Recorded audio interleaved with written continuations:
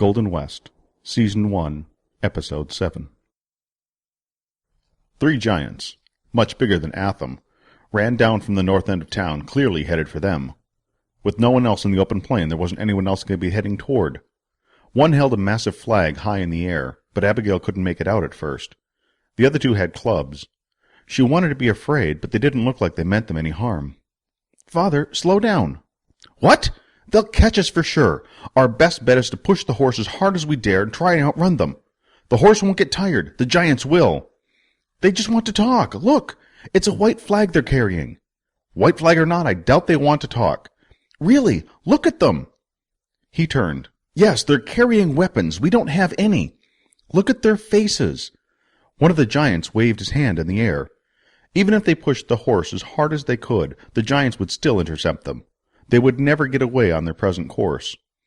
"I don't like this. I don't like this at all. I'd hoped we'd be able to leave town without incident. Perhaps you'll now see why getting involved with those giants is a bad idea. If only—" "Hold!" the giant carrying the flag yelled. Other than being quite tall and hugely muscular, the giant dressed much as any businessman would in New York, with a brown twill suit, bowler, and even wire-rimmed glasses. The other 2 dressed much like Lou or a dock worker, with overalls, white shirts, and floppy leather hats. Her father slowed the horse, and finally brought it to a halt. He didn't turn the knob so the horse might lower down, but instead left it standing so they could talk to the giants eye to eye. "I'll do the talking. You just sit down and keep quiet." "Thank you for stopping. I'm seeking my brother, Atham. It is my understanding that he is being held against his will inside this city. Do you know anything of this?" "We encountered him, yes. I don't know his present whereabouts." "Is he well?" "I have not seen him for over a year. I would like him to come home with us." Abigail watched her father as he shifted from foot to foot, and finally he looked down at her. "Did he say anything about having a brother?" "I helped Atham escape and hide for a time, but unfortunately we were found out, and he had to flee. I'm afraid I don't know where he went. He might have been shot and in need of medical attention." "Is he still within the city?" Abigail stood and put her hand on her father's shoulder. Looking at the giant so close up made her almost as uncomfortable as her father appeared to be. They had dark, rugged skin and stubbly beards. "I wish I knew, but like my father said, we just don't know. I'm hoping he was able to escape, but I don't know where he might have gone. We didn't get much time to talk." "I understand. Thank you, sir. Thank you, miss. Please, have a safe journey." "Wait." Abigail's father held up a hand. "Why are you attacking the city? Why did you knock down the hotel?" "A most unfortunate incident, but unfortunately most people don't want to speak to us, and we need to get their attention first. Our size usually makes people fight first, ask questions later. Our numbers have dwindled greatly since our first encounters with men from across the sea. Now that they press into our lands, and the lands of the other natives, we need to keep moving in order to have a life. All our cities are now gone. It is most unfortunate. But as you can see, we have no other course." Her father nodded his head. "I hope you find Atham." "I no longer think he is within the city. If he was shot or on the run, he would have gathered any supplies he could and left. Should you see him again in your travels, please tell him to come home." The giant and his companions turned and started to walk away. Abigail called out, "What is your name?" Her father grabbed her wrist, as if it would bring the words back. The giant turned around and smiled. "Magam, miss. Magam Goman." The giant tipped his hat, turned, and began to run once again. They stayed and watched as the giants ran off into the distance. Cheers could be heard from the city, as a larger group of giants joined Magam, and they all ran off to the north. "Where do you suppose they live?" she asked her father. "I'm beginning to think that I don't know anything about giants at all, honey." She wanted to point out that she was right, that the stories might have somehow been exaggerated, but now didn't seem the time. "We should probably get going. We don't want the fuel to go to waste, and it's started to smell as we stay still." He stared blankly at her for a moment and blinked, as if he just realized her words. "Quite right." With a twist of the knob and a push of a lever, they were off once again, further along the plain. She almost wanted her father to change course and follow the giants to see where they lived, but it was obvious that they didn't want to be followed, and would likely be too fast for even the horses to catch up to. "Where are we headed, Captain?" They weren't exactly on board a ship, but the smoothness of the ride made her feel like she was sailing, and since it was just her and her father, she didn't see any need to keep calling him father all the time. "Captain, eh?" He smiled and ruffled her hair and then pulled her in for a hug. "We're going that way." He pointed to the west. Are you sure that's as low as you can go? Can't you see that my 2 boys and I are starving? This is, after all, just a nag and a rickety cart. What do you say, $17? I say you're trying to rob me. Your boys look well fed, and this is a fine horse and a sturdy cart. $29. They'd been haggling back and forth for nearly an hour. He'd gotten the man down from $80. $29 would have to do. Jess and Jax looked as if they were tired of the negotiations anyways. Fine, we have a deal. Reginald spit in his hand and they shook. Money changed hands, and Jess and Jax were already sitting in the back of the cart, as if the negotiations were a foregone conclusion. Reginald put his belongings in the back and took his place in the driver's seat. One of their first purchases would have to be some padding for the plain wooden plank of the bench. Once the Giants had given up their attack on the city and left, it didn't take long for Reginald to convince Jess and Jax it was time to leave town. The boys had nothing of value that would stand up to transport to California, and they only owned the clothes on their back, so it was an easy enough decision for them. They weren't keen on leaving their home, but the offer of something, anything, better got and kept their attention. The best part was that Reginald hadn't offered to pay them any more, but instead just helped them get a good start in life. Somehow it made him feel better doing good things for these boys while he worked on destroying Cecil Champsky's chances of having a good life. The man didn't deserve a good life. Reginald and the boys would see to it that he failed, and then they could move on to something else. Perhaps they could stake a claim and find their own gold mine. Maybe take down the Huntington claim and make it his own. It was, after all, both Huntington and Champsky that had taken away any chance Reginald had at a better life. Why not start there? We're going to need some supplies, and I'd like a change of clothes, Jax yelled from the back of the wagon. We'll see what we can do. We only have limited funds, you know. Me and Jess got us a little saved up. We can get our own things.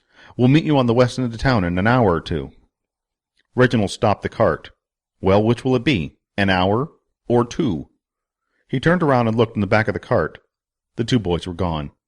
He doubted they had any money stashed away, and even if they did, they'd most likely just steal what they needed. Best that he get what he could and get going. The last thing he needed was a run-in with the local authorities just before leaving town. He didn't need another incident like when he tried to leave New York. Fortunately, the Giants had disappeared.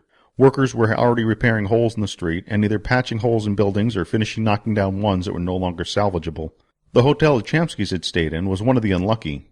Apparently a fire had broken out, and part of the structure still smoldered. Outside the hotel, a rotund man with a green waistcoat sat on a 3-legged stool, sobbing. "Pardon me," Reginald said. "What happened?" "Giants! Giants happened! Isn't it obvious? Just last night some girl brought a giant to the top of the hotel. We got the police to scare him off, but this morning giants destroyed my beautiful hotel. How could they do this? They've ruined me." Once again Reginald felt the grip of fear. He didn't want the Champskys dead. He only wanted to hinder their progress, defame them, make them suffer a little, or a lot. "Did everyone get out all right?" "Not everyone. Several people were hurt. They're either gone or at the hospital." "Do you know about the Champskys?" "The who?" For a moment the man stopped crying and looked up. "They were on the top floor. The girl with the giant and her father." "Them? I don't know where they got off to, but if you see them, I'll be sure to contact the authorities. This is all their fault. They brought the wrath of the giants upon me. They're responsible for this. If you see them, tell them never to come to St. Louis again. They'll regret it if they do." Reginald only nodded and smiled. Part of his plan was working. He'd gotten Cecil and his girl blackballed from St. Louis. It was sad that this man lost his business, but these things were going to happen, and he had no control over it. It wasn't his fault that the girl brought the giant back to her hotel room, after all. If she hadn't done that, the hotel would still be standing. All Reginald did was make sure she'd gotten caught. He led the horse and cart over to the general stores. He bought a couple guns, some ammunition, dried meat, a couple casks of water. He also purchased a couple changes of clothes for the boys and a small bag of hard candies. Every now and again they'd need to hunt, and a small treat like a candy was good on a long trip. He also purchased a map of the territories to the west, all the way out to California. Trails would be hard to come by, and they'd need to know where they were going. His final stop had him at a store to gather some parts to build a small motor for the cart, some improved wheels, a few sheets of copper, and some copper tubing. The horse would only be able to pull the cart along at a very slow speed. Reginald needed to try and make it to California ahead of the Champskys to put his plan into motion. Jess and Jax might not have any practical experience, but with his help, they'd learn quickly. A selection of tools would also help with the work. Once he had all his belongings collected from the room he'd rented and loaded up into the cart, he headed to the west end of town. He thought he might be able to get a moment or two before the boys showed up, but the two of them tossed a couple bags into the back of the cart and rolled themselves in and laid flat. "Should I ask?" "You don't got to ask nothing. Best we get going, I figure." Reginald nodded his head. He'd find out soon enough what the boys had been up to, and if he suspected correctly, it was best they were far enough away from town. He snapped the reins, and they were off. Now all he had to do was take his time and stay out of sight of the Chamskys. "I'm hungry." Her father didn't answer. He'd managed to climb up and down the horse in order to get pencils and paper and even a small table. He'd brought up a couple of canteens, but they still needed to eat. Unlike on the train, she couldn't just go to the food car and get something while her father sat and drew. He had to draw slower, but this didn't take any less of his attention. If anything, it was even more difficult to get his attention. At least he had something to do to distract him from the miles and miles of endless flatland they crossed. She had nearly lost all of her tools and projects. She really wanted to work on something to take her mind off the monotonous scenery.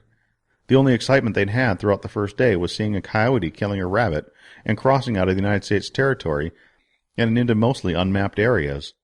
According to her father, they'd passed through part of Texas on their way to the New Mexico territory. It didn't matter where they went. It was still endless flat plain, with the occasional tree. The Rocky Mountains loomed off in the distance, but they never appeared to be getting any closer. "I said I'm hungry. I heard you the first time. As soon as I'm finished with this draft, I'll fetch us something. Just let me down and I'll get something." With that, he stopped and looked up from his work. He started to say something, looked down at his work, then at her sitting with her arms crossed, looking like she wanted to kill dinner herself. "All right, honey, I'll stop the horse. We can eat and restock the fuel supply. How are we doing on water?" "Boiler pressures still looked good, and the temperature is holding steady." "Wonderful, but I meant our canteens." "There's a small stream up ahead. I think it'll be a good place to stop." They'd been traveling for 2 days already. This would be their second time stopping for food and water. Her father's first food-gathering attempt resulted in losing bullets and scaring animals. They ate dried meat, cheese, and some bread. She expected more of the same tonight. If only they'd gotten in with a caravan or something to make their way. Sure, it would have been slower, but at least they'd have time to research, eat a real meal from time to time, and perhaps even talk on this leg of the trip. "We may as well stop here and refill. No sense in letting good water go to waste. And maybe we don't need to do any hunting. I think I see something up there near the water.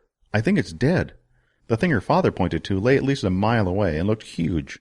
It might be a buffalo, but they had only seen one small herd.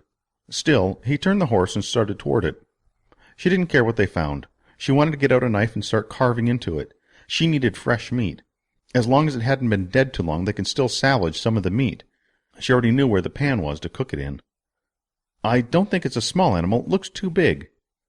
Her father, who'd stored his work materials, shaded his eyes from the midday sun and tried to make out what it could be. Abigail did the same, and it looked too large for something small. She had already figured that out. She wanted it to be something large. Perhaps they could take some time to cook up a bunch of it and have some leftover meals for the next few days. "I don't think it's an animal. It appears to have clothes on." He was right. It must be a person.